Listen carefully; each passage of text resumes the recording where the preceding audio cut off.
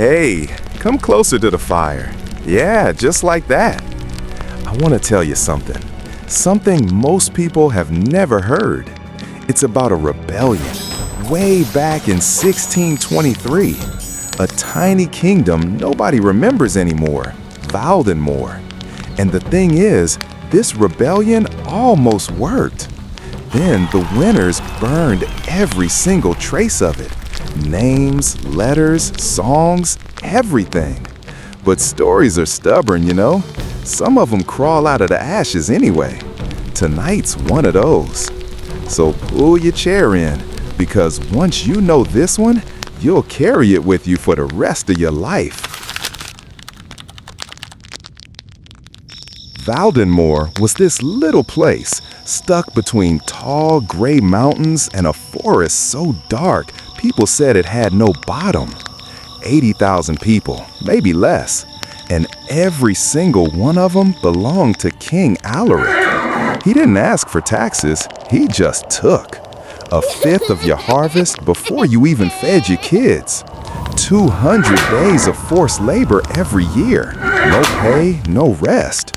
And if you complained too loud, they had this thing called the unnaming. Your name got scratched out of the church books, off gravestones. Even your own mother wasn't allowed to say it anymore. You just stopped existing. At night, the streets were empty except for the Iron Guard walking their rounds.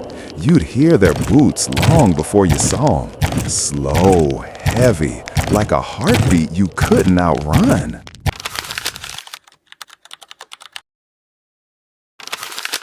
There was this young guy, Elias, 22, quiet, always had ink on his fingers. Used to copy manuscripts in the monastery because he was the only one around who could read properly. He kept a diary but wrote it in lemon juice. Hold the page near a candle and the words just appeared. His sister Marion was 19 and fearless.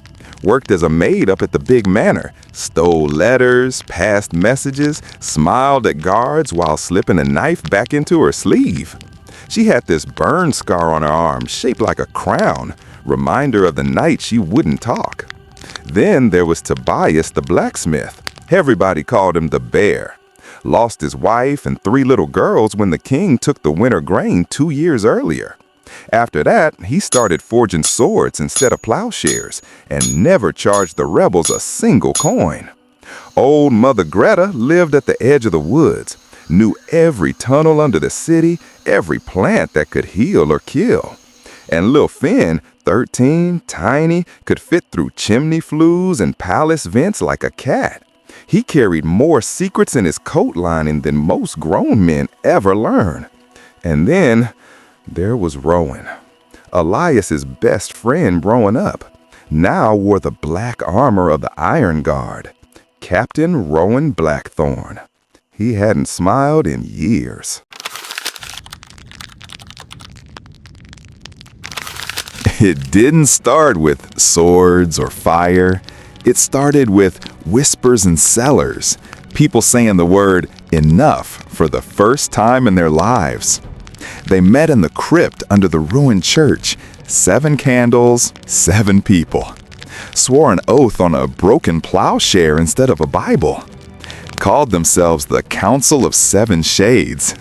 Sounds dramatic now, but back then it just felt right. First thing they did, burned the royal salt warehouses. 3 nights of planning, hearts hammering so loud they were sure the guards would hear. Then 1 match and the whole sky turned orange. You could smell the sea 20 miles away. After that came the pamphlets. They had this tiny printing press hidden under the monastery floorboards, cranked it by hand until their arms shook.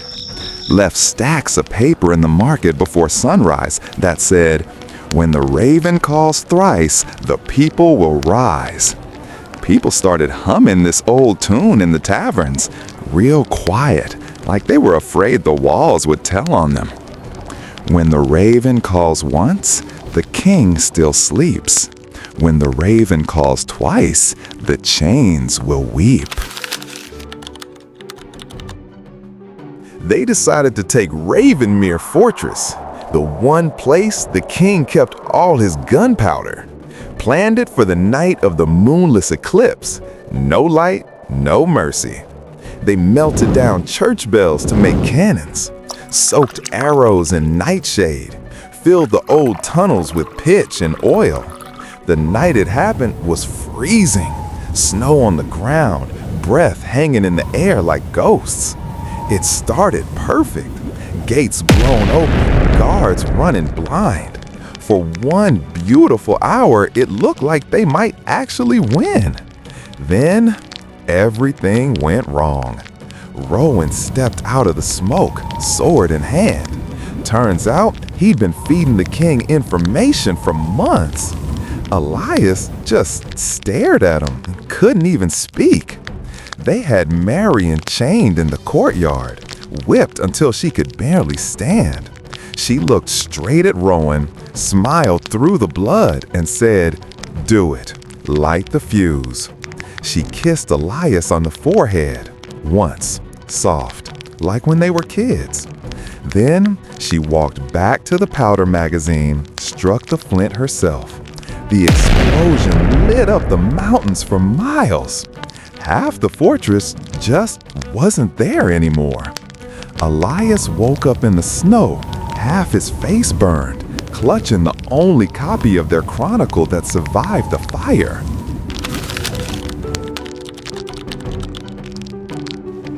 The king won, of course. 40 mornings of hangings in the square. Bodies left swinging until the crows had their fill.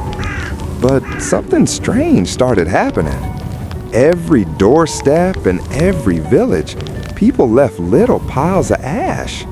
No explanation. Just ash. Elias, Finn, and Mother Greta disappeared into the high passes. They say the chronicle is still up there somewhere, wrapped in oilskin, waiting. King Alaric died 8 years later, screaming a name nobody was allowed to write down. Ravens sat on the palace roof for a whole week and wouldn't leave. So yeah, that's the story most history books never bothered to tell. No statues, no songs in school, no graves you can visit. But sometimes, when the wind comes down off those mountains, people say you can still hear it. A girl's laugh like breaking glass, a blacksmith's hammer striking steel, and 2 words carried on the air like smoke: we lived. And if one day the world ever feels too heavy on your shoulders, remember them. Remember that ordinary people once carried a torch into absolute darkness. The torch went out, but the ashes are still warm. Thank you for watching this forgotten tale. If this story moved you, don't forget to subscribe, like, and leave a comment below. Tell us what story you'd like to hear next. Your request might become the next legend whispered by the fire.